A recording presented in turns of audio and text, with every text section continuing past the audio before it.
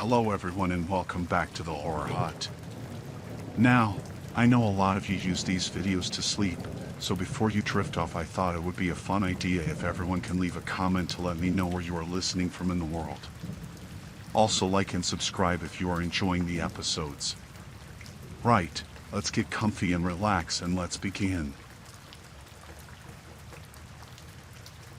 I was driving through rural Georgia, rain pouring down so hard I could barely see the road ahead.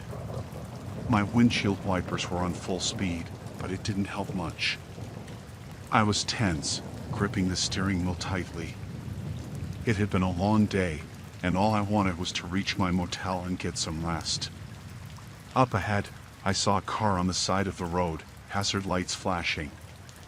A woman stood next to it, waving her arms frantically. She looked drenched and desperate. I hesitated for a moment, but then I decided to pull over. It didn't feel right to leave her out there in the storm. I rolled down my window a crack. "Do you need help?" I shouted over the sound of the rain. "Yes, please," she called back. "My car won't start. Can you give me a ride to the nearest gas station?" I nodded and unlocked the passenger door. She climbed in, dripping water all over the seat. I noticed she was shivering, and her clothes were soaked through. I felt a pang of sympathy. "Thank you so much," she said, her voice trembling. "I've been out there for almost an hour." "No problem," I replied, trying to be reassuring. "Where's the nearest gas station?" "Just a few miles down the road," she said. "It's not far." I put the car in drive and pulled back onto the road. The rain was relentless, hammering against the roof and windows. We drove in silence for a few minutes, the tension in the car palpable. Suddenly, I noticed movement in my rearview mirror. A dark figure appeared from the shadows, running towards my car. I barely had time to react before the back door was yanked open, and a man climbed in, brandishing a gun. "Don't move," he snarled, pointing the weapon at me. My heart pounded in my chest as I stared at him, fear gripping me. "Keep driving," the woman ordered, her tone now cold and commanding. "Do exactly as we say, and you won't get hurt." I nodded, my hand shaking on the wheel. I felt trapped, panic rising as I realized I had fallen into a trap. They had planned this, using the woman as bait.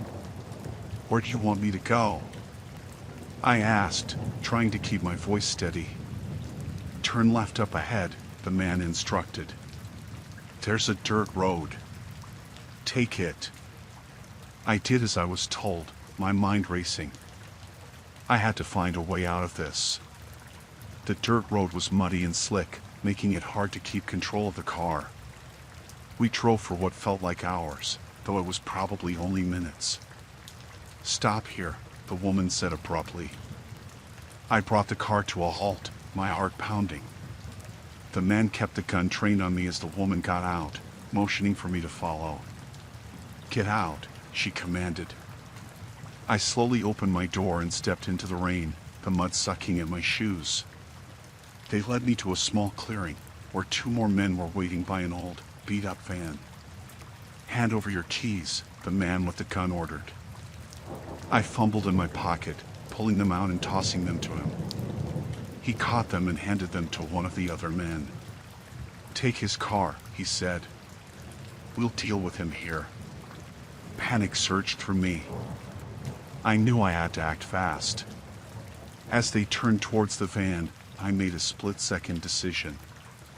I bolted, sprinting into the trees. Shouts erupted behind me, and I heard the sound of footsteps chasing after me. The forest was dense, branches scratching at my face and clothes as I ran. I stumbled over roots and rocks, the rain making everything slippery. My lungs burned, but I didn't dare stop. I could hear them behind me, getting closer. I spotted a large fallen tree up ahead and dove behind it, trying to catch my breath. I listened, my heart pounding in my ears. The footsteps grew louder, then stopped. I heard them cursing, their voices angry and frustrated. "Spread out," one of them shouted. "He can't have gone far." I stayed as still as possible, praying they wouldn't find me. I could hear them moving through the forest, searching. I knew I couldn't stay hidden forever. I needed a plan. I noticed a small creek nearby, its water rushing from the rain. An idea formed in my mind. If I could follow the creek, maybe I could lose them and find my way back to the road. I waited until their voices faded a bit, then carefully crept towards the water. I moved as quietly as I could, the sound of the creek covering my footsteps. The cold water soaked through my shoes, but I didn't care. I just needed to get away. I followed the creek for what felt like an eternity, my senses on high alert for any sign of my pursuers. Finally, I saw a break in the trees up ahead. I picked up the pace, hoping it was the road. As I emerged from the forest, relief washed over me. The road was just a few yards away. I scrambled up the embankment and onto the pavement, looking around frantically. There was no sign of the carjackers. I started running down the road, not sure where I was going, just needing to put as much distance between myself and them as possible. After what felt like hours, I saw headlights approaching. I waved my arms, praying it was someone who could help. The car slowed down and stopped beside me. An older man rolled down the window, concern etched on his face. "Are you all right?" he asked. "Please," I gasped. "I need help. I was attacked."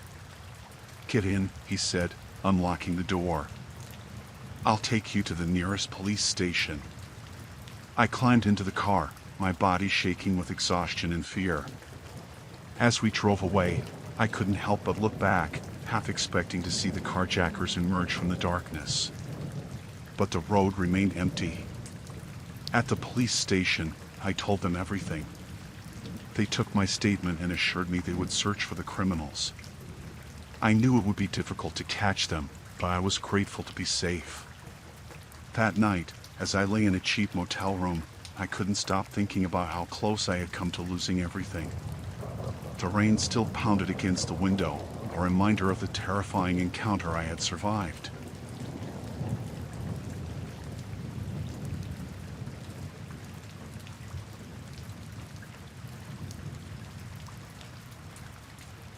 I was driving through a small town in Oregon on a stormy night, trying to get home. The rain was pouring down, making it hard to see.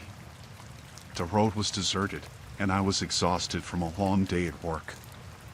I just wanted to get home and crawl into bed. I decided to take a shortcut through a desolate road I hadn't used before. It was supposed to save me at least 15 minutes.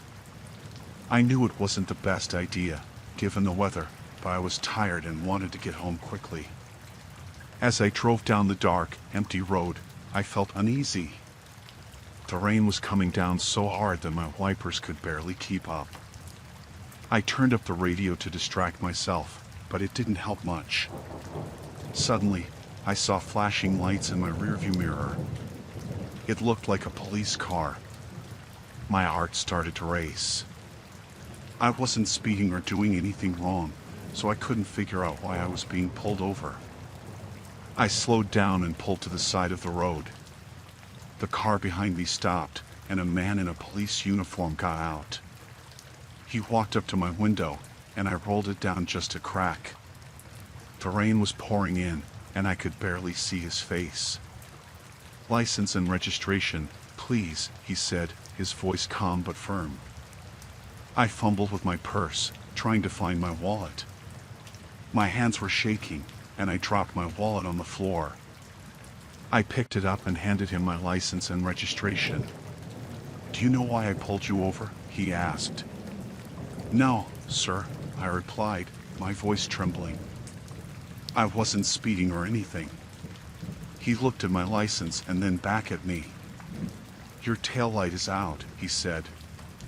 "I need you to step out of the car." I hesitated. Something didn't feel right. The man's uniform looked strange, and his car didn't have the usual markings of a police car. But I didn't want to cause any trouble, so I slowly opened my door and stepped out into the rain. He grabbed my arm, his grip tight and painful. "Come with me," he said, pulling me towards his car. "Wait, what's going on?" I asked, panic rising in my chest.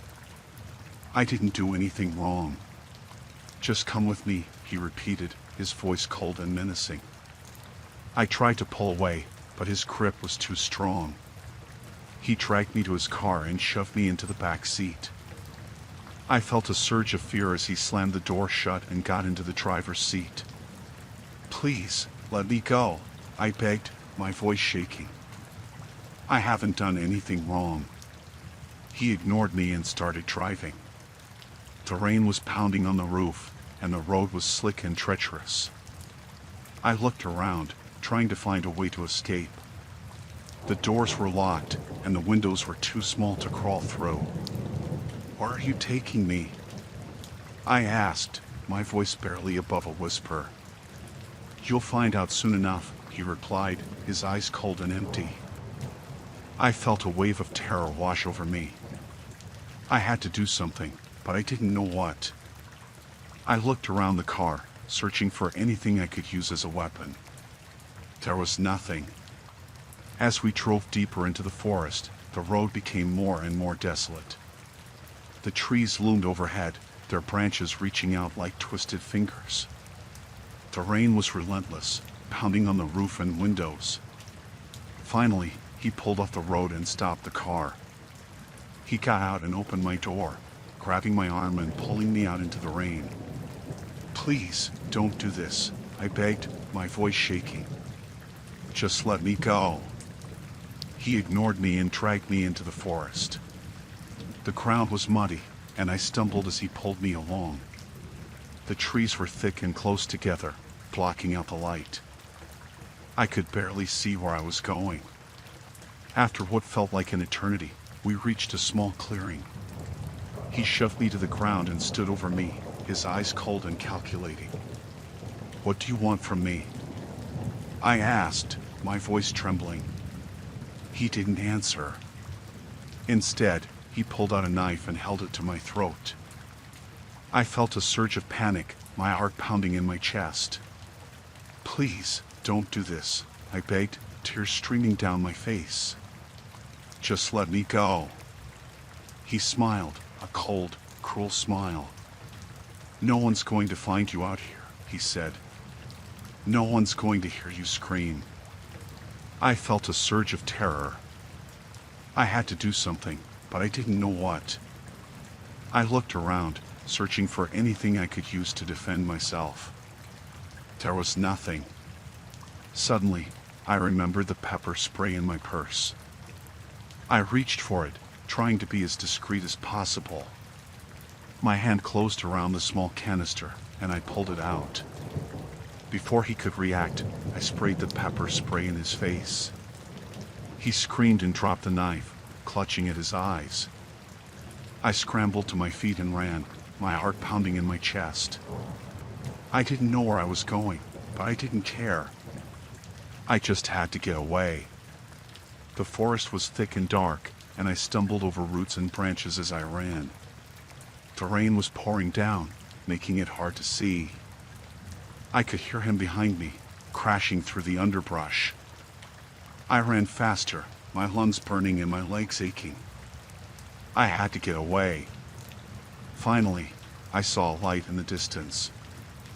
I ran towards it, hoping it was a house or a road. As I got closer, I realized it was a cabin. I ran up to the door and pounded on it, screaming for help. The door opened, and an older man stood there, looking confused and concerned. "What's going on?" he asked, his voice calm and reassuring. "Please, help me," I gasped. "A man is trying to kill me." He looked over my shoulder and saw the man stumbling through the forest, clutching his eyes. "Get inside," he said, pulling me into the cabin and locking the door. We called the police, and they arrived a short time later. They arrested the man and took him away. I was safe, but I knew I would never forget the terror I felt that night. As I sat in the cabin, wrapped in a blanket and sipping a cup of tea, I felt a wave of relief wash over me. I was safe. I had survived.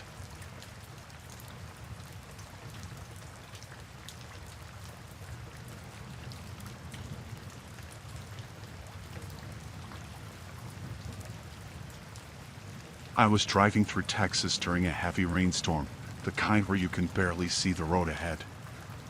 I had been on the road for hours and needed to stop for gas. I saw a sign for a gas station a few miles ahead and decided to pull in. The gas station was old and run down, the kind you see in horror movies. There were no other cars around, just my truck. I pulled up to the pump and got out, the rain instantly soaking me. I started filling up the tank and glanced around. The place felt eerie and isolated. Once the tank was full, I went inside to pay. The clerk behind the counter was a middle-aged man with greasy hair and a creepy smile. There was one other customer in the store, a guy in a dirty hoodie standing by the shelves, pretending to look at snacks. I walked up to the counter and handed the clerk a 20. He stared at me for a moment before taking the bill and opening the register. As he gave me my change, I noticed the guy in the hoodie watching us. There was something off about the whole situation. "You traveling far?" the clerk asked, his eyes not leaving mine. "Yeah, just passing through," I said, trying to sound casual.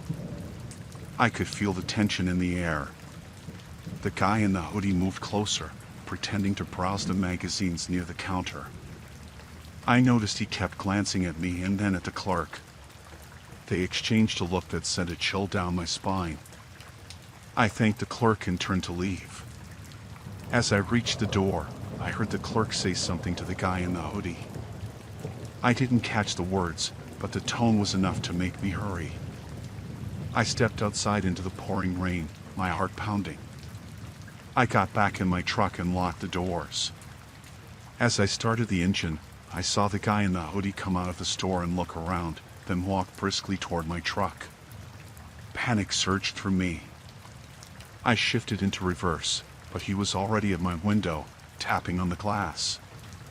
"Hey, man, you got a light?" he asked, his voice muffled by the rain. I shook my head, trying to keep my fear under control. "No, sorry," I said loudly, hoping he'd go away. He didn't. He just stood there, staring at me with an unsettling smile. I shifted into drive and pulled out of the parking lot, my eyes darting to the rearview mirror. He was still standing there, watching me leave. I breathed a sigh of relief as I got back on the highway, but it was short-lived. A few miles down the road, I noticed headlights in my mirror, coming up fast. It was an old pickup, and it was tailgating me. My heart raced as I realized it was the same guy from the gas station. He started flashing his high beams, trying to get me to pull over. I floored the gas pedal, but the rain made it hard to go fast.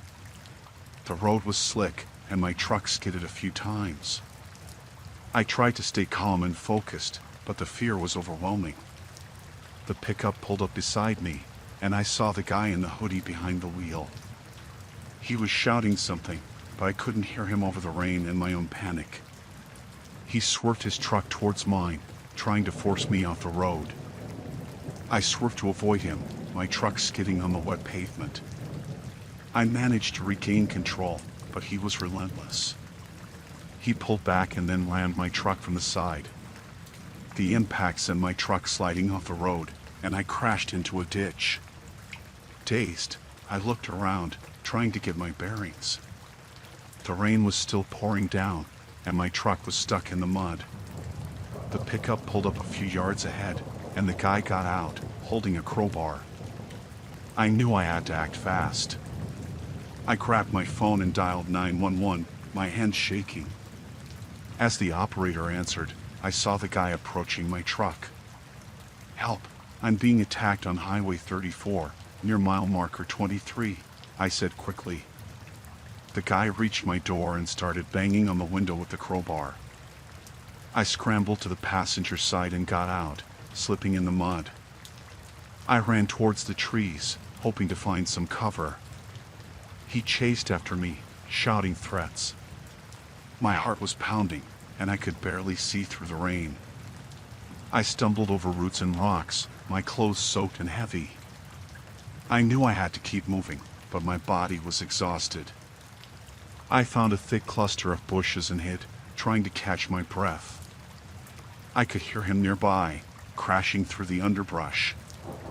I held my breath, praying he wouldn't find me. After what felt like hours, the sounds of pursuit faded. I stayed hidden, too scared to move.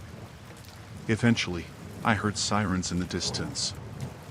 I peeked out and saw the flashing lights of a police car. I stumbled out of the bushes and waved them down. The officers got out and ran towards me, their faces serious and concerned. I told them everything, and they helped me to their car. They found the guy in the hoodie a short distance away, trying to start my truck. They arrested him and took him away. I was safe, but I knew I'd never forget that night. The rain, the fear, the chase, it was all too real. I never took that shortcut again. I learned to trust my instincts, to listen to that voice in my head that tells me when something isn't right. I was lucky to get out alive, and I'll always be grateful for that.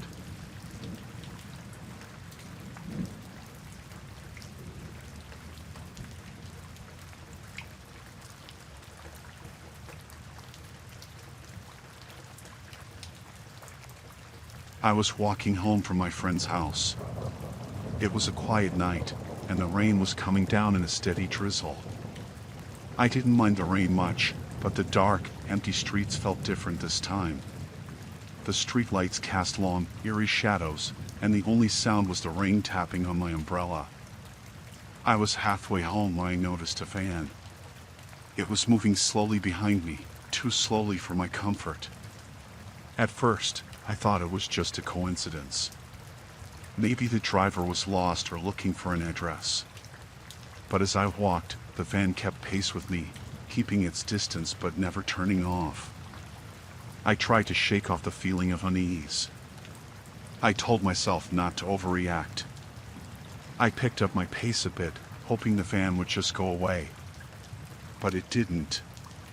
It kept following me, and my heart started to pound. I turned down a side street, hoping to lose it. For a moment, it seemed like I had. The van didn't immediately follow. But then, just as I started to relax, I saw its headlights again, turning onto the same street. It was closer now, and I could see the driver's silhouette through the rain-streaked windows. Panic set in. I didn't want to start running and make it obvious that I was scared, but I also didn't want to get any closer to that van. I scanned the street for any signs of life, any open door or light in a window. Everything was dark and silent. I decided to cut through a small park that I knew well. It was risky, but I hoped the van wouldn't be able to follow me there. I darted into the park, my shoes slipping on the wet grass. I could hear the van's engine revving behind me, and then the sound of a door opening. I didn't look back. I ran as fast as I could, my breath coming in short, sharp gasps. The rain was heavier now, making it hard to see, but I kept going. I could hear footsteps behind me, heavy and fast, splashing through the puddles. I reached the other side of the park and burst onto another street. My lungs were burning, and I was soaked to the bone. I looked around frantically, hoping to see someone, anyone who could help. But the street was as empty as the last.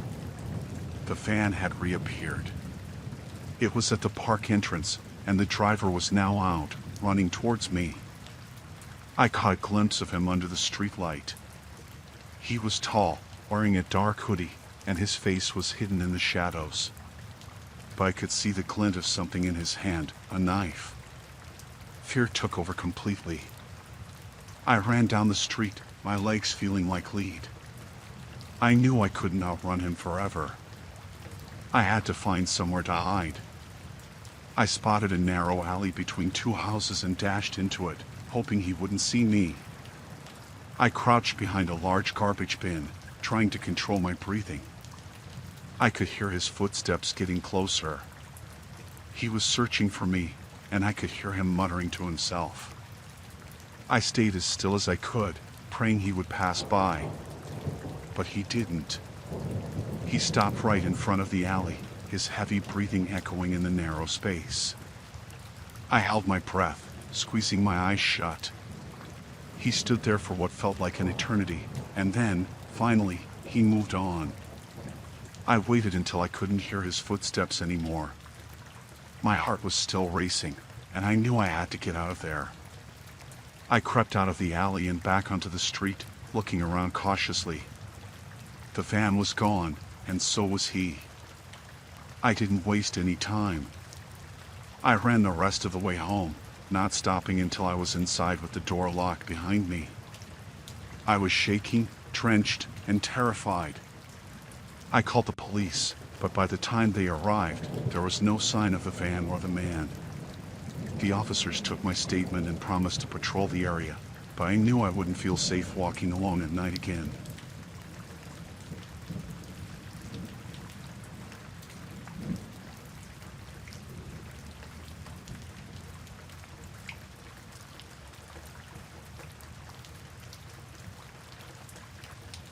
It was pouring rain, the kind that makes it hard to see even a few feet ahead.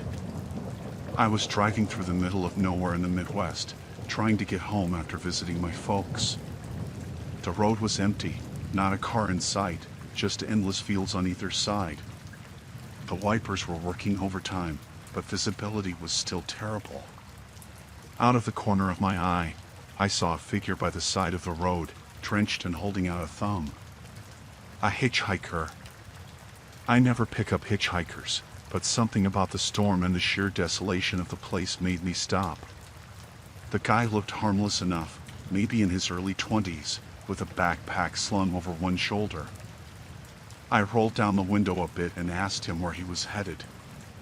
He said he was trying to get to a town about 50 miles down the road.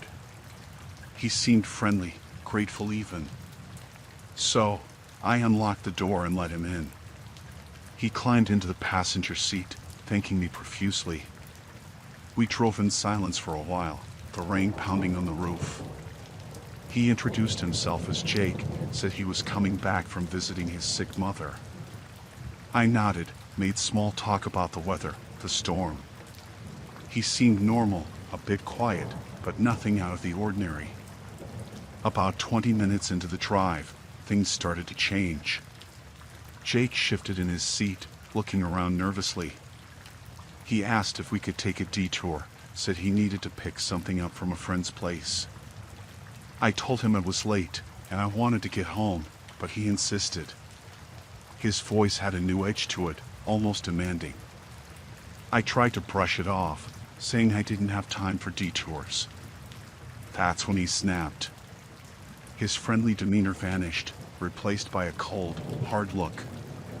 He reached into his backpack and pulled out a knife, holding it close to his side where I could see it but not easily reach it.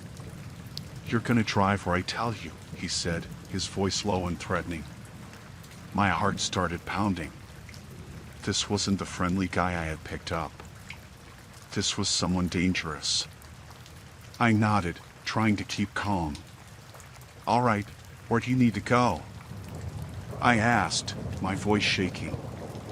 He gave me directions, telling me to take a series of turns that led us off the main road and onto a smaller, dirt path. The road was rough, and the rain was making it worse. We drove for what felt like an eternity, the silence in the car heavy and tense. I kept glancing at him, trying to figure out a way out of this.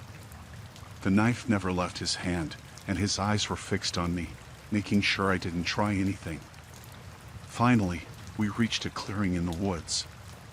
There was an old, abandoned barn in the middle of the clearing. He told me to stop the car and get out. I did as he said, my mind racing, trying to come up with a plan. The barn looked like it hadn't been used in years, and there was no sign of anyone else around. He got out too, walking around to my side, the knife still in his hand. "We're gonna go inside," he said, nodding towards the barn. I had no choice but to follow. The rain was still coming down hard, making everything slippery and cold. Inside the barn, it was dark and smelled of damp and rot. Jake told me to sit down on an old crate while he rummaged through his backpack. I took the chance to look around, hoping for something I could use to defend myself. There was nothing, just old, broken tools and piles of hay. He pulled out some rope from his bag and tossed it to me. "Tie your feet," he ordered, pointing the knife at me. My hands were shaking so badly I could barely manage it, but I did as he said. He came over and checked the knots, then tied my hands behind my back. I asked him why he was doing this, trying to keep him talking, hoping to buy some time. He just smiled, a twisted, cold smile that sent chills down my spine. He didn't answer, just paced back and forth, occasionally glancing out the barn door. Minutes felt like hours. I tried to think of a way to escape, but with my hands and feet tied, there wasn't much I could do. The rain was still pounding outside, the storm showing no signs of letting up. Suddenly, he walked over to me and leaned in close, the knife pressed against my throat. "We're gonna wait here until morning," he said. "And if you try anything, I'll make sure you regret it." His breath was hot against my face, and I could see the madness in his eyes. I nodded, too scared to speak. He backed off, settling down on another crate, keeping the knife in his hand. I sat there, soaked and terrified, trying to figure out how I could get out of this alive. Hours passed, and he eventually dozed off, the knife slipping from his hand. I saw my chance. Slowly, I worked at the knots around my wrists, praying he wouldn't wake up. It took forever, but finally, I managed to free my hands. I looked around, desperate for anything I could use as a weapon. I found a rusty old pitchfork leaning against the wall. Quietly, I grabbed it, my heart pounding in my chest. I inched closer to him, the pitchfork raised, ready to strike. But just as I was about to make my move, he stirred and opened his eyes. He saw the pitchfork and lunged at me, but I was faster. I swung it with all my strength, hitting him in the shoulder. He screamed in pain, dropping the knife. I didn't wait to see what happened next. I ran, my legs barely holding me up, out into the rain and towards my car. I fumbled with the keys, finally getting the door open and jumping inside. I started the engine and tore out of there, the headlights barely cutting through the storm. I drove for miles, not daring to look back. Eventually, I found a gas station and called the police. They went to the barn, but by the time they got there, Jake was gone. They never found him, and I never heard anything more about him. I still have nightmares about that night, the rain, and the look in his eyes. I've never picked up another hitchhiker, and I never will.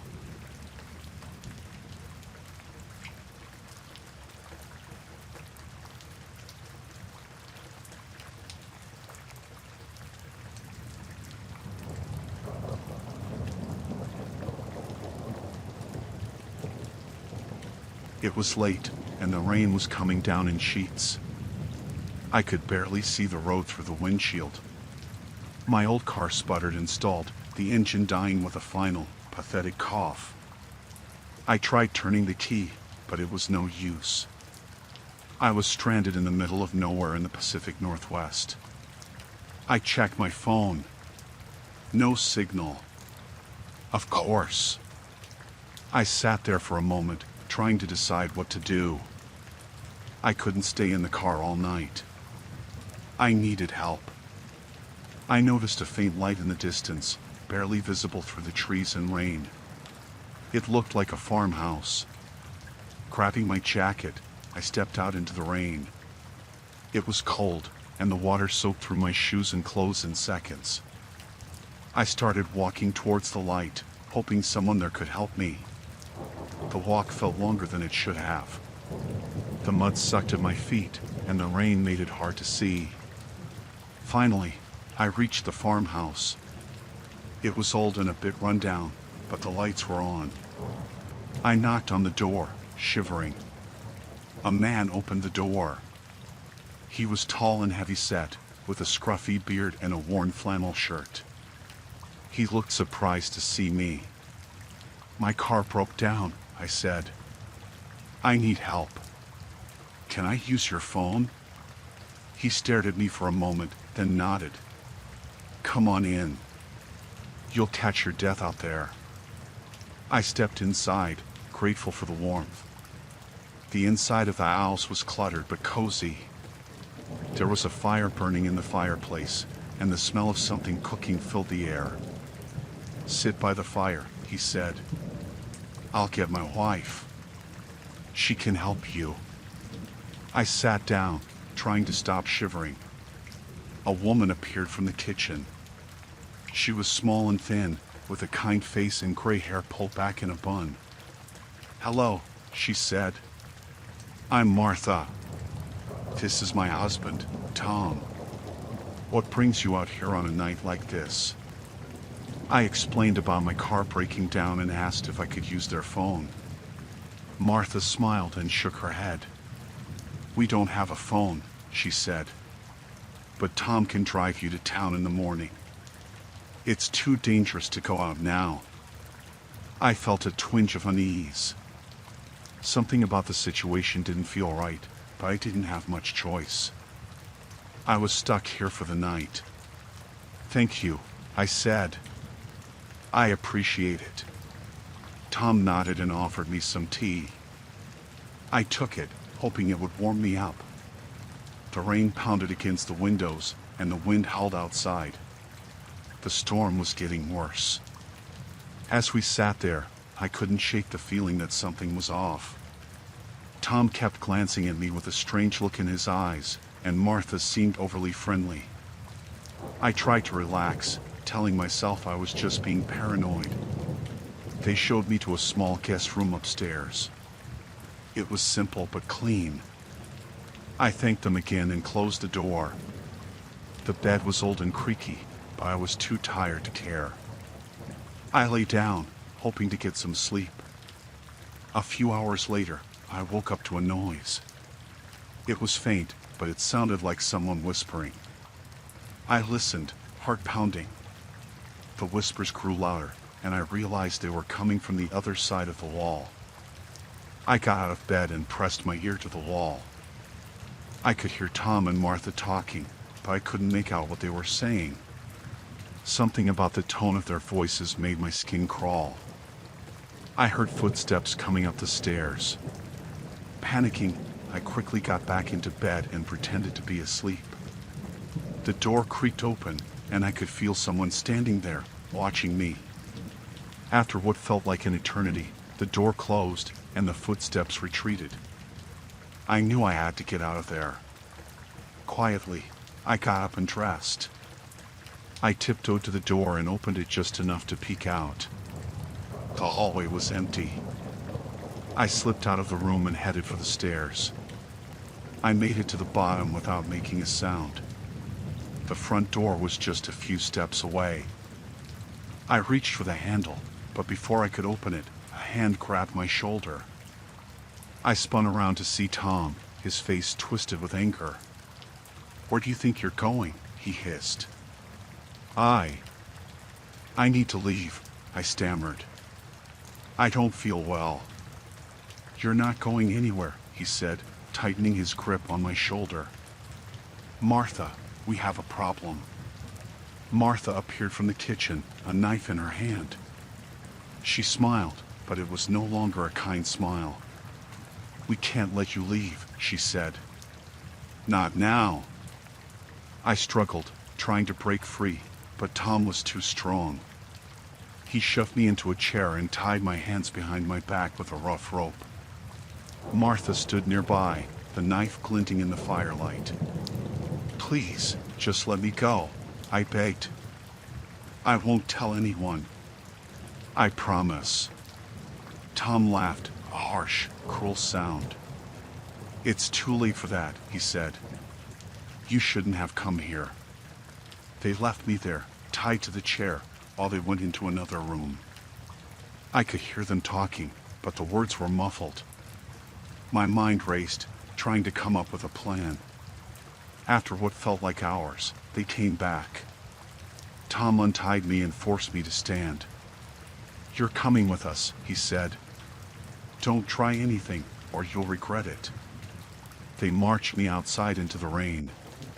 The storm was still raging, and the cold wind cut through me like a knife. They led me to a small shed behind the house. Tom opened the door, and they shoved me inside. The shed was dark and smelled of damp earth. I could hear the rain pounding on the roof. Tom lit a lantern, casting a dim light over the room. There were tools and old farming equipment scattered around, but nothing I could use to defend myself. Stay here, Tom said. We'll be back in the morning. They left, locking the door behind them. I was alone in the dark, cold and scared. I had no idea what they planned to do with me, but I knew I had to escape. I spent the next few hours searching the shed for anything that could help me. Finally, I found a small, rusty saw. It wasn't much, but it was better than nothing. I worked at the door, trying to saw through the old wood. It took forever, but eventually, I made a hole big enough to squeeze through. I slipped out into the night, the rain still pouring down. I ran, not caring about the mud and the cold. I just needed to get away. I didn't know where I was going, but I kept running until I saw the faint glow of headlights in the distance. It was a car, coming down the road. I stumbled towards it, waving my arms, hoping they would stop. The car pulled over, and a man got out. "Are you okay?" he asked, looking concerned. "No," I gasped. "Please, help me. They're after me." He helped me into the car and drove me to the nearest town. I told the police everything, but when they went to the farmhouse, Tom and Martha were gone. The house was empty, and there was no sign of them. I never found out what they were planning to do with me, and I never saw them again.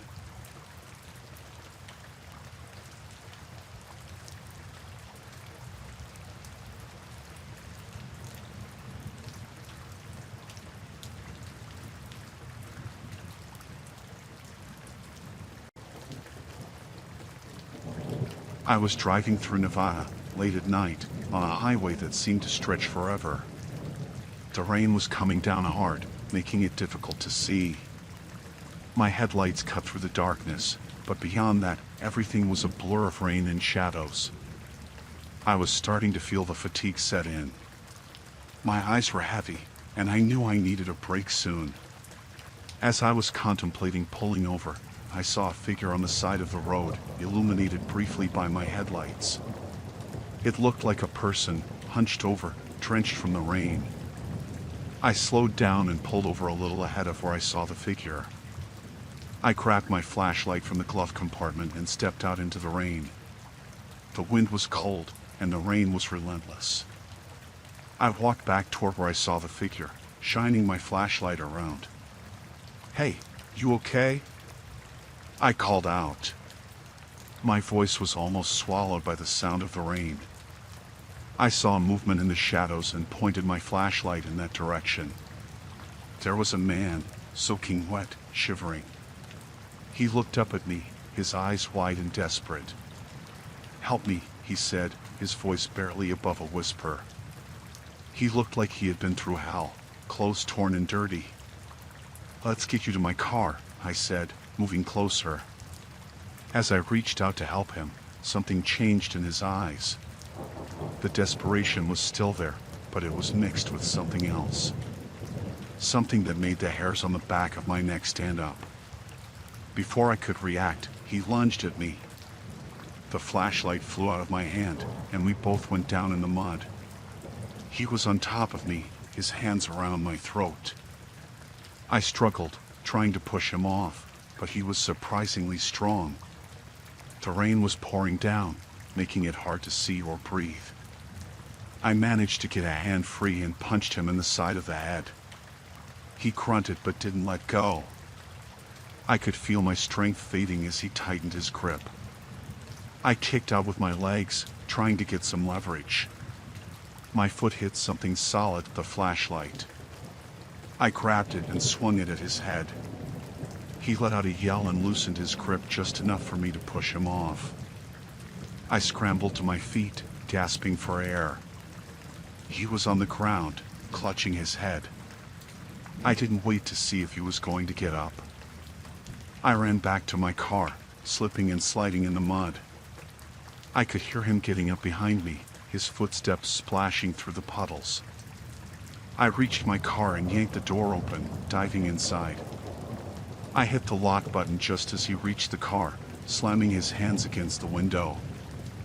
I started the engine, my hands shaking, and threw the car into gear. I could see his face through the window, twisted with rage. He was shouting something, but I couldn't hear him over the rain and the engine. I hit the gas, and the car lurched forward, spraying mud and water behind me. I drove as fast as I could, my heart pounding. I kept checking the rearview mirror, expecting to see him running after me, but the road was empty. I didn't slow down until I saw the lights of a small town up ahead. I pulled into a gas station, parking under the bright lights. My hands were still shaking as I fumbled for my phone and called the police.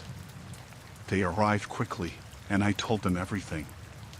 They took my statement and went to search the area where I had been attacked. I waited at the gas station, sitting in my car, trying to calm down. It felt like hours before the police came back. They said they found signs of a struggle, but no sign of the man. They told me I was lucky to be alive. I drove to the nearest motel and checked in, locking the door behind me and pushing a chair against it for good measure. I couldn't sleep. Every time I closed my eyes, I saw his face, felt his hands around my throat. The next day, I continued my journey, but I couldn't shake the feeling of unease.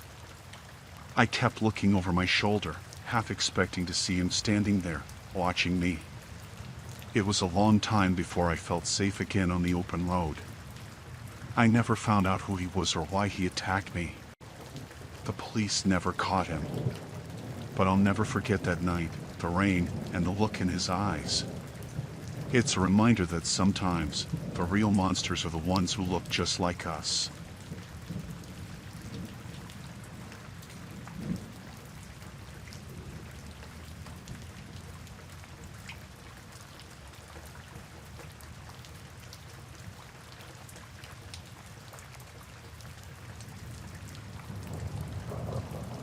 It was supposed to be a scenic route, but the storm turned it into a nightmare.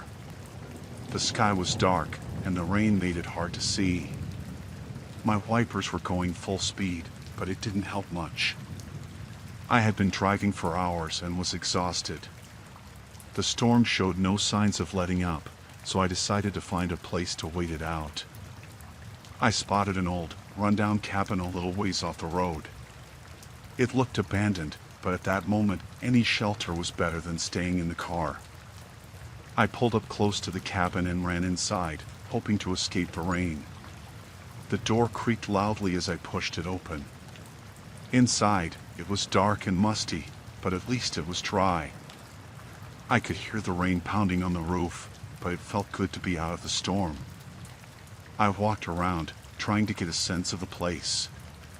There were some old, broken down furniture pieces and a fireplace filled with ash. It definitely seemed abandoned.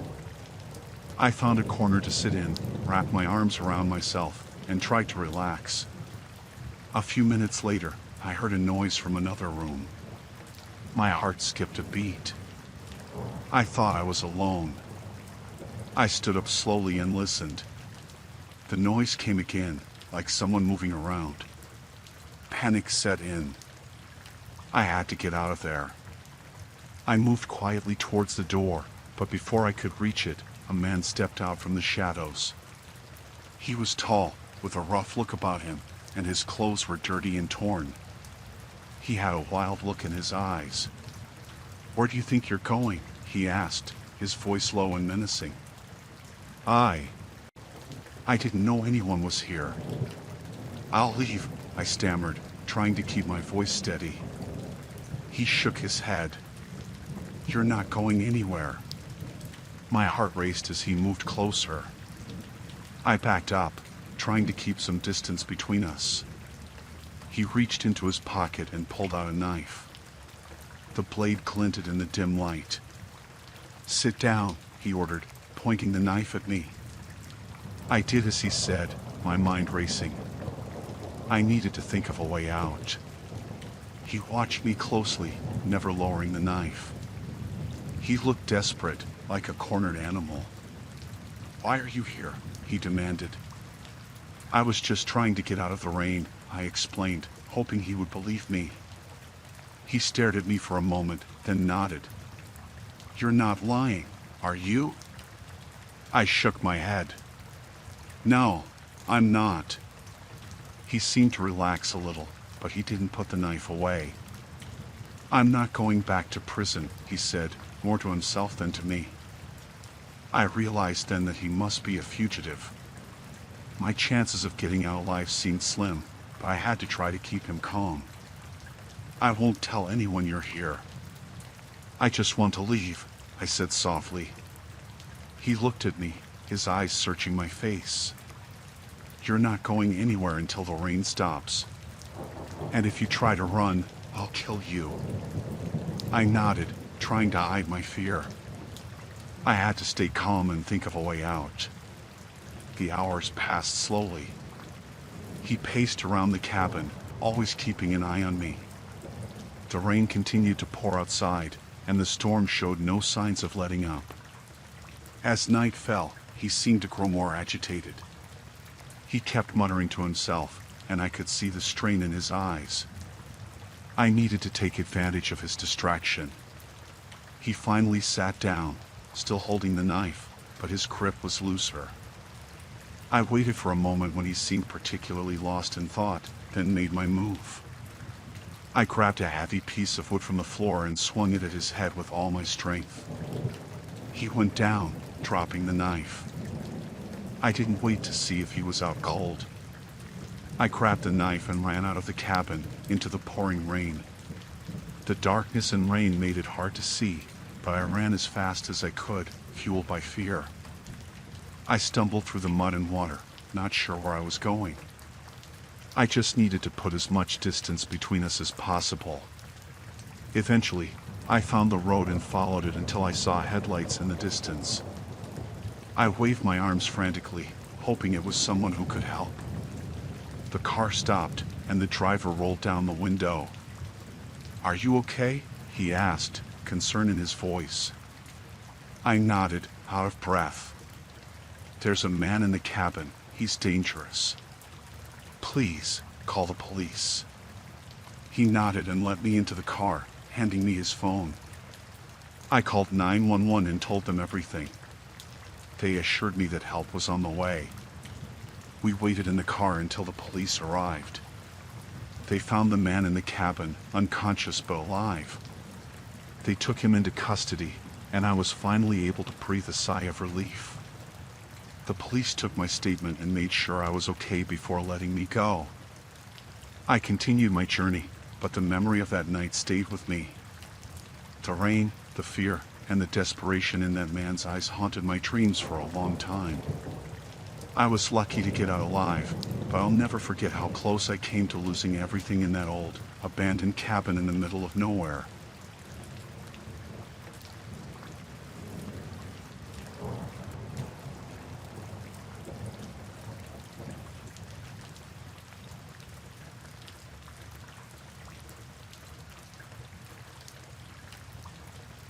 The storm hit suddenly as I drove through the winding roads of the Appalachian Mountains. The rain came down hard, making it difficult to see even a few feet ahead. My old car struggled up the hills, and just as I reached a particularly steep incline, it sputtered and died. I tried the ignition again and again, but it was no use. I was stranded. I had no cell service, and the nearest town was miles away. I decided to leave the car and hike to find help. I grabbed my flashlight and raincoat, locked the car, and started walking. The rain soaked me through almost instantly, and the wind howled around me, making it hard to keep my footing on the slippery road. After what felt like hours of trudging through the storm, I saw a light in the distance. As I got closer, I realized it was a house, a small, old-looking cabin nestled among the trees. I felt a surge of relief. I reached the front porch and knocked on the door, hoping someone would hear me over the storm. A moment later, the door creaked open, and an older man with a kind face peered out. He looked surprised to see me but quickly ushered me inside. The warmth hit me like a wave, and I realized how cold I was. The man introduced himself as Tom, and his wife, Margaret, came out from the kitchen, offering me a towel and some dry clothes. They were incredibly hospitable, making me a cup of hot tea and sitting me down by the fire. I explained what had happened, and they nodded sympathetically. Tom told me I could stay the night and that he would help me with my car in the morning when the storm had passed. Their kindness put me at ease, and I started to relax. But as the evening wore on, I began to notice little things that made me uneasy. Tom and Margaret exchanged strange looks when they thought I wasn't watching. There were odd noises from the basement, and at one point, I could have sworn I heard a muffled cry. I tried to brush it off as my imagination running wild, but the feeling of unease grew. After dinner, Tom showed me to a small guest room. It was cozy, with a single bed and a window that looked out into the dark woods. He told me to make myself comfortable and that they would see me in the morning. I lay in bed, listening to the rain hammering against the window. Despite my exhaustion, sleep wouldn't come. My mind kept returning to the strange noises and the uneasy feeling I had. Finally, I decided to get up and explore a bit. Maybe I could figure out what was bothering me. I slipped out of bed and crept down the hallway. The house was silent except for the ticking of a clock and the distant rumble of thunder. I found the door to the basement slightly ajar, and with a deep breath, I pushed it open. The stairs creaked as I descended, and the air grew colder. The basement was dimly lit, and it took a moment for my eyes to adjust. As I reached the bottom, I saw something that made my blood run cold. There, chained to the wall, was a young woman. She looked up at me with wide, terrified eyes. Before I could react, a hand clamped down on my shoulder. I spun around to see Tom standing there, a cruel smile on his face. He had a gun pointed at me. "You should have stayed in bed," he said quietly. Margaret appeared beside him, holding a length of rope. They forced me into a chair and tied me up. My mind raced, trying to think of a way out. The woman on the wall whimpered, and Tom shot her a warning look. "You weren't supposed to find her," Margaret said, her voice cold. "We have our secrets, and now you're part of them." They left me there, tied up and helpless. I struggled against the ropes, but they were too tight. Hours passed, and the storm raged on outside. I could hear Tom and Margaret talking in the next room, their voices muffled. I knew I had to get out before they decided to silence me for good. I worked the ropes against the sharp edge of the chair, slowly fraying them. My wrists bled, but I didn't stop. Finally, after what felt like an eternity, the rope snapped. I was free. I crept over to the woman and freed her from her chains. She was weak but managed to stand. We moved quietly up the stairs, praying Tom and Margaret wouldn't hear us. As we reached the main floor, the front door suddenly swung open, and a figure stood silhouetted against the rain. It was a local police officer, responding to a report of a stranded car. He looked as shocked to see us as we were to see him. Before Tom or Margaret could react, the officer drew his gun and ordered them to the ground. Backup arrived shortly after, and they took Tom and Margaret away. The woman and I were taken to the hospital, where we were treated for our injuries. It turned out that Tom and Margaret had been kidnapping travelers for years, keeping them locked away in their basement. I was lucky to escape with my life. The storm had saved me in a way, leading the police to the cabin at just the right moment. I never went back to that part of the mountains again. The memory of that night haunted me, but I was grateful to be alive. The experience changed me, making me wary of trusting strangers. The kindness of the couple had been a mask for their dark secrets, and I would never forget the terror I felt in that old, creaking cabin.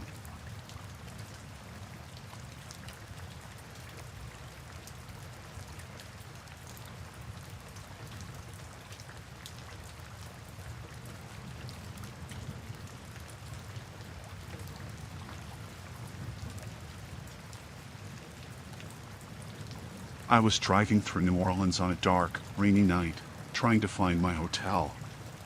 The rain was coming down hard, making it difficult to see the road. My GPS kept losing signal, and I realized I was completely lost. I turned down a narrow street, hoping to find a way back to a main road, but it only led me deeper into a maze of unfamiliar streets. I could feel the unease growing inside me. The buildings were old and run down, and there were no other cars or people around. Just when I was about to turn back, my car suddenly sputtered and died. I tried the ignition, but it wouldn't start. I was stranded in the worst possible place. As I sat there, wondering what to do, I saw a figure approaching.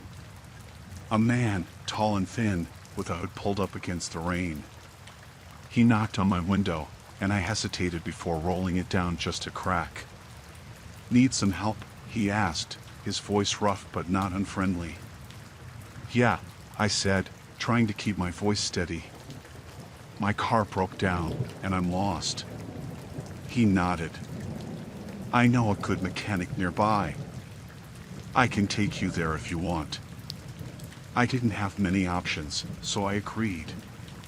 I grabbed my purse and got out of the car, locking it behind me. He led me down a few streets, the rain soaking us both. I tried to memorize the route, but everything looked the same in the dark and rain. After a few minutes, he turned down an alley. I hesitated, looking back the way we came. "Are you sure this is the right way?" "Trust me," he said, his tone a bit sharper now. "It's just around the corner." Something in his voice made me uneasy, but I followed him. The alley was narrow and dark, and my heart started to race. Suddenly, he stopped and turned to face me. His expression had changed, the friendly facade replaced by something much darker. "You should have stayed in your car," he said, stepping closer. Before I could react, he grabbed my arm and pulled me deeper into the alley. I struggled, but he was much stronger than me.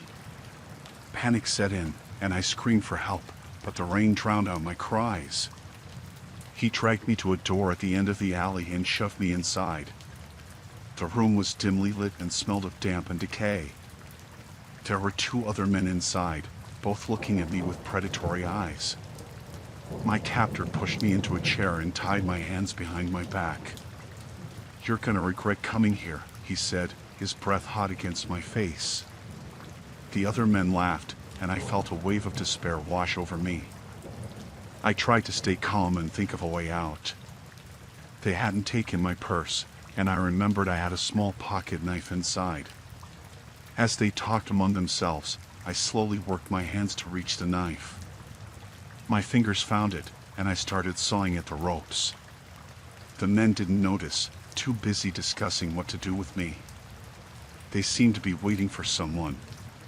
My heart pounded in my chest, and I tried to stay focused. Finally, the ropes gave way, and I was free. I didn't waste a second.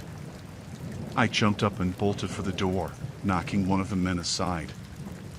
I ran back into the alley, slipping on the wet ground. I could hear them shouting behind me, but I didn't look back. I ran as fast as I could, my only thought to get away. I reached the main street and kept running until I saw a police car. I flagged it down, sobbing and out of breath. The officer got out and took me to safety. I told him everything, and then went to search for the men, but by the time they got there, the place was empty. I was taken to the station, where I gave a full statement. They found my car and towed it to a mechanic. The officer told me I was lucky to be alive. The area I had wandered into was known for crime, and many people didn't make it out once they were caught. I eventually made it to my hotel, but I couldn't sleep that night. The events replayed in my mind over and over. I had been so close to something terrible, and it was only by a stroke of luck that I escaped. The memory of that night still haunts me, a reminder of how quickly things can go wrong. I never drove through New Orleans again, and I learned to trust my instincts.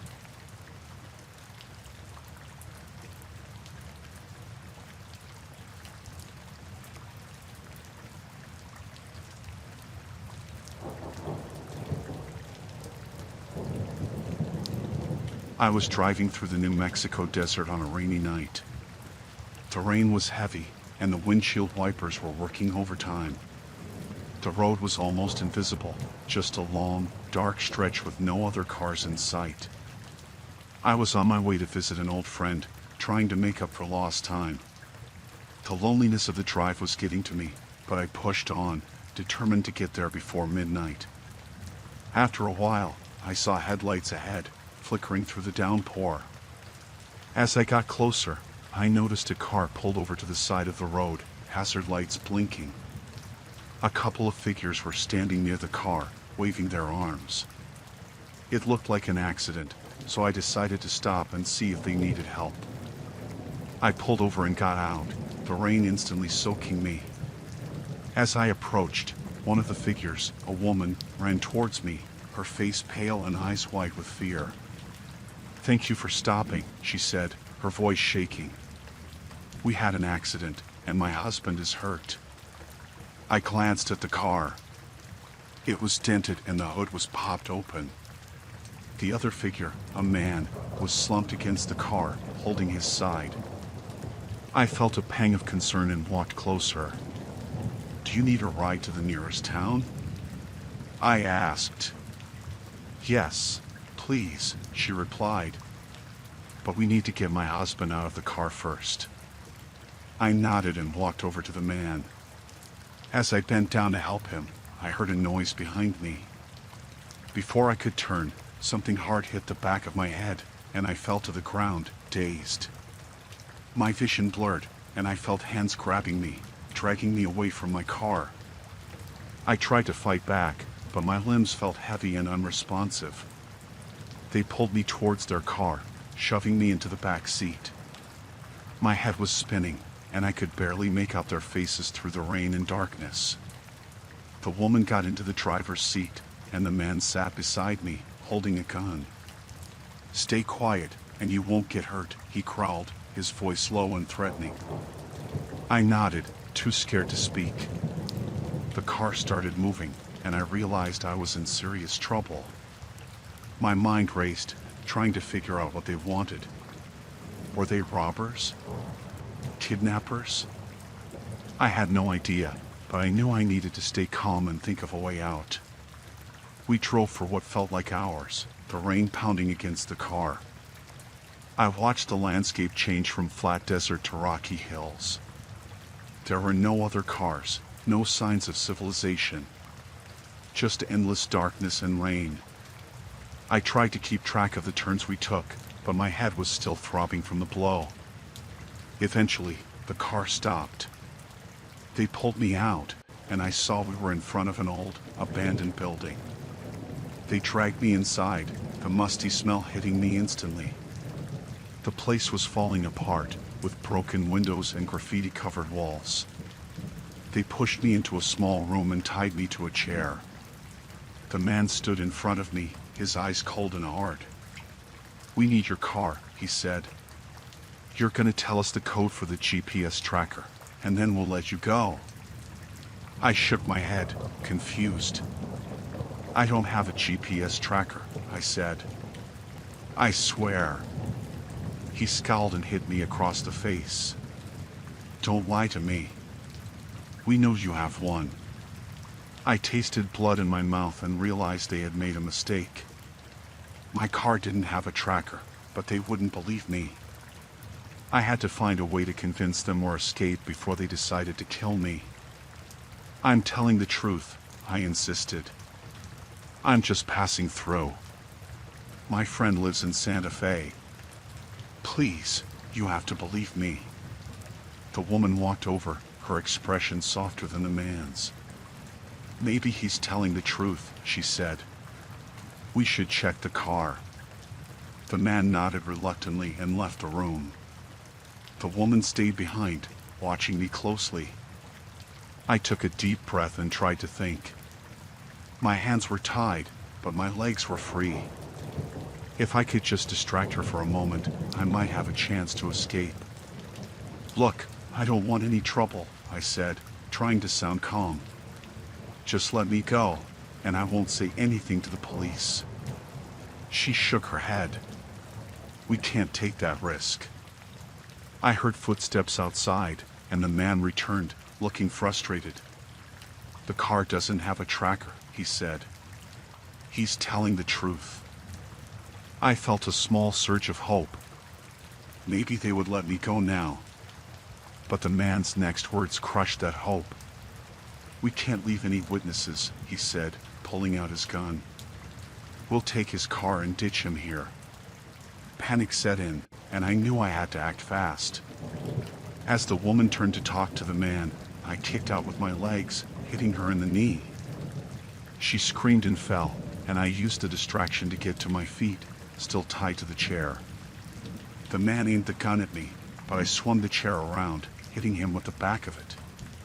He stumbled, and the gun went off, the sound deafening in the small room.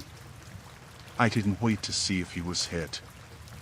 I ran out the door, the chair still tied to me. I heard them shouting behind me, but I didn't stop. I ran through the building, looking for an exit. I found a broken window and threw myself through it, landing hard on the ground outside. The rain was still pouring, making it hard to see, but I didn't care. I just needed to get away. I struggled to my feet and ran towards the road, the chair slowing me down. I could hear them behind me, getting closer. My lungs burned, and my legs felt like lead, but I kept going. I saw headlights in the distance and waved frantically, hoping it was a passing car. The vehicle slowed down and stopped. I ran to it, banging on the window. Help me, please. I shouted. They're trying to kill me. The driver, an older man, looked shocked but opened the door. Get in, he said. I climbed in, and he sped off just as my pursuers reached the road. I watched them disappear in the rearview mirror, feeling a wave of relief wash over me. The driver took me to the nearest police station, where I told them everything. They found my car in the abandoned building, but the couple was gone. The police assured me they would keep looking, but I knew it would be a long time before I felt safe again.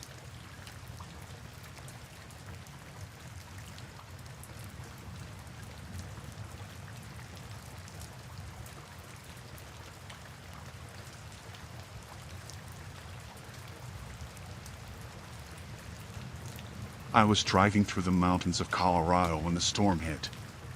The sky turned dark and rain started pouring down in heavy sheets.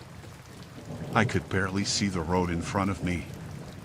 I had a GPS, but it kept losing signal. I needed to get to my cabin before nightfall, so I decided to take a shortcut I saw on the map. The shortcut was a narrow, winding road that seemed to go on forever. The rain made it slippery and dangerous, but I pushed on, hoping it would save me time. The trees on either side were thick and tall, blocking out what little light was left. It felt like I was driving into a tunnel of darkness. Suddenly, my car hit something, and I skidded to a stop. I got out to check and saw a fallen tree blocking the road. The rain was relentless, and I was drenched within seconds. There was no way around it, and I couldn't move the tree by myself. I was stranded. I decided to wait out the storm in the car, hoping someone would come by. I got back in, locked the doors, and tried to calm down. Hours passed, and the storm showed no sign of letting up. My phone had no signal, and the battery was running low. I felt completely isolated. As night fell, the rain finally started to ease. The darkness outside was complete, and the only light came from my car's interior. I was about to try and get some sleep when I saw movement outside. My heart skipped a beat. Someone was out there, watching me. I strained to see through the rain-streaked windows, but could only make out a vague shape. It seemed to be moving closer. Panic set in, and I started the car, hoping to at least turn on the headlights to see better. The car wouldn't start. The battery was dead. The figure outside moved closer, and I could see it was a man. He was tall and wearing a dark coat, his face hidden in the shadows. He stopped a few feet from the car and just stood there, staring at me. I felt a chill run down my spine. I didn't know what he wanted, but I knew it wasn't good. I fumbled for my phone, hoping to use the flashlight as a weapon if needed. The man started tapping on the window, slowly at first, then harder. The sound was unnerving in the silence. I tried to shout at him to go away, but my voice was shaky and weak. He leaned closer to the window, and I could see his face. It was pale and twisted into a malicious grin. He mouthed something, but I couldn't make it out. I locked eyes with him, my mind racing with fear. I had to get out of there. I grabbed the door handle on the passenger side and threw it open, running into the dark forest. The rain had turned to a light drizzle, but the ground was muddy and difficult to navigate. I could hear him behind me, his footsteps heavy and determined. I ran as fast as I could, my breath coming in ragged gasps. The trees were thick, and I kept tripping over roots and branches. I didn't know where I was going, but I couldn't stop. I glanced back and saw his silhouette moving quickly, getting closer. I stumbled into a clearing and saw a small cabin in the distance. It was dark, but it was my only hope. I sprinted towards it, praying the door would be open. I reached it and turned the handle. It was unlocked. I rushed inside and slammed the door shut, locking it behind me. The cabin was old and dusty, with minimal furniture. I found a chair and wedged it under the doorknob, hoping it would hold. I tried to catch my breath, listening for any sign of a man. The only sound was the rain and my own heartbeat pounding in my ears. Minutes passed, then an hour. I started to relax, thinking maybe I had lost him. But then I heard it. The slow, deliberate sound of footsteps on the porch. He had found me. My heart raced again, and I looked around for something to defend myself with. There was an old fireplace poker in the corner. I grabbed it and stood ready. The doorknob rattled, and the door creaked as he pushed against it. The chair held, but I knew it wouldn't for long. He started pounding on the door, the wood splintering under the force. I backed away, holding the poker tightly, my hands shaking. The door burst open, and he stepped inside, his eyes locking onto mine. He didn't say a word, just smiled that same twisted smile. I swung the poker, but he caught it, wrenching it from my hands. He threw it aside and advanced on me. I backed into a corner, trapped. He reached out, and I closed my eyes, expecting the worst. Suddenly, I heard a shout from outside. The man turned, and I saw headlights through the broken door. Another car had pulled up, and someone was yelling. The man hesitated, then turned and ran out the back of the cabin. I stayed frozen in place until a man and woman entered, their flashlights sweeping the room. They saw me and rushed over, asking if I was okay. I could barely speak, just nodded. They called the police, and I finally felt a sense of relief wash over me. The authorities arrived and took my statement, but the man was long gone. They promised to search the area, but I knew he was already far away. I never found out who he was or why he was out there. I just knew I was lucky to be alive. That night changed me forever. I never take shortcuts, and I'd always made sure my car is in perfect condition before any trip. The memory of his twisted smile still haunts me, but I know I'll never let my guard down again.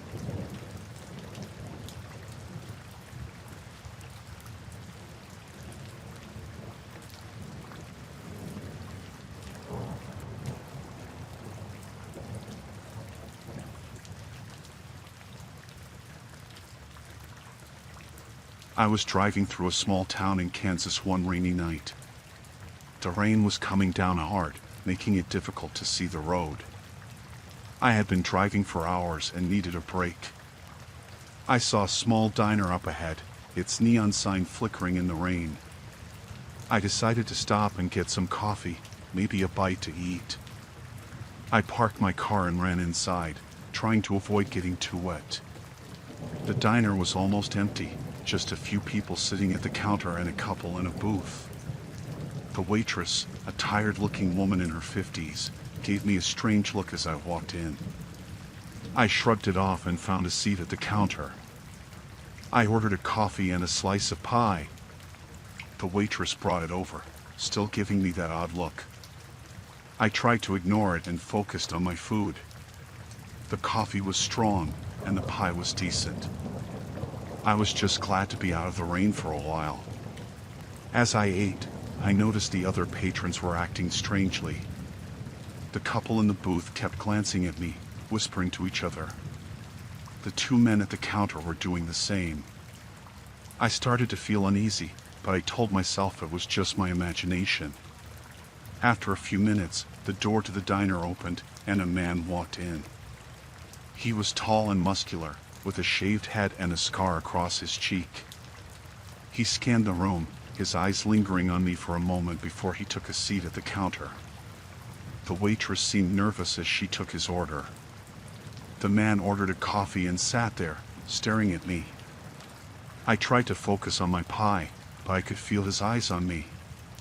The couple in the booth got up and left, glancing back at me as they went. The two men at the counter started talking quietly, their voices too low for me to hear. I finished my pie and sipped my coffee, trying to decide what to do. I didn't want to leave the diner, but I couldn't stay there all night. The rain was still coming down hard, and I had a long drive ahead of me. The tall man got up and walked over to my side of the counter. He stood there for a moment, then sat down on the stool next to me. I could feel his presence, and it made my skin crawl. "Where you headed?" he asked, his voice low and rough. "Just passing through," I replied, trying to keep my voice steady. "Long way from home, huh?" he said, his eyes narrowing. "Yeah," I said, not wanting to give him any more information. He nodded and looked around the diner. The two men at the counter were watching us, and the waitress was nowhere to be seen. I felt a knot of fear in my stomach. Something was wrong, and I needed to get out of there. I finished my coffee and stood up, reaching for my wallet. The tall man grabbed my arm, his grip strong and painful. "Leaving so soon?" he asked, his voice menacing. "Yeah, I need to get back on the road," I said, trying to pull my arm free. He tightened his grip and leaned closer. "Not so fast. We need to have a little chat first." I glanced around the diner, looking for help, but the other patrons were just watching, doing nothing. The waitress was still missing, and I felt a surge of panic. "Let go of me," I said, trying to sound confident. The man just laughed and pulled me towards the door. The two men at the counter stood up and followed us. I struggled, but his grip was too strong. We stepped outside into the rain, and he shoved me against the wall. The other two men stood nearby, watching. I could see my car just a few feet away, but I knew I wouldn't make it. "You're gonna give us everything you got," the tall man said, his face inches from mine. "And if you try anything stupid, you'll regret it." I nodded, my heart pounding. I reached into my pocket and pulled out my wallet, handing it over. He snatched it from me and opened it, rifling through the contents. He took my cash and tossed the wallet to the ground. "Keys?" he demanded, holding out his hand.